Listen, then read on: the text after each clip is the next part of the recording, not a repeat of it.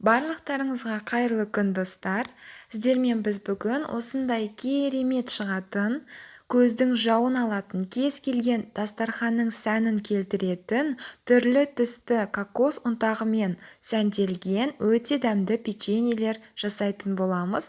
Бұл печеньелер қарапайым ингредиенттерден жасалады және жасалу жолы да өте оңай. Сондықтан видеоны соңына дейін қарап, үй жағдайында жасап көріңіздер. Ең алдымен осы 3 жұмыртқаның үстіне қантымызды салып, массамыз ағарғанша араластыратын боламыз. Масса ағарғаннан кейін үстіне сұйық күнбағыс майын құйып, тағы да бір рет араластырып, қамыр қопсытқышты және ванильді қантты саламыз. Жақсылап тағы да бір рет араластырып, ұнымызды салуға көшеміз.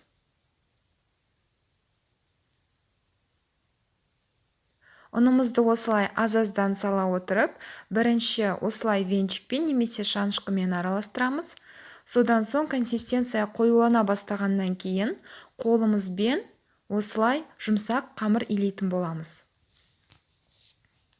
Міне, менде осындай қамыр иленді, жұп-жұмсақ болуы қажет. Енді осы қамырды бірнеше бөліктерге бөлеміз. Әр бөліктің салмағы менде шамамен 30 грамдай. Енді осы бөліктерден кез келген формада печенье жасасаңыздар болады. Мен бүгін осындай формада печенье жасадым. Дайын болған қамырларды формаға салып, 150 градуста қызып тұрған пешімізге 10 минут, содан соң 130 градусқа түсіріп, тағы да 10 минут, яғни 20 минут пісіретін боламыз.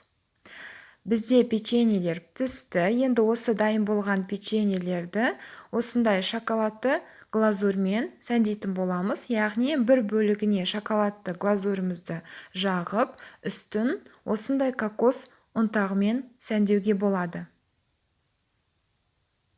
Егер кокос ұнтағы болмаса, кез келген басқа да кондитерлік ұнтақтарды қолдансаңыздар болады. Өте дәмді болып шығады. Тіпті ешқандай ұнтақты да шоколадты да қолданбай өзін дайындап көрсеңіздер де болады. Міндетті түрде дайындап көріңіздер достар. Сіздерге ұнайды, өте дәмді болып шығады. Егер видео ұнаса, лайк басып пікір қалдыруды ұмытпаңыздар. Келесі кездескенше.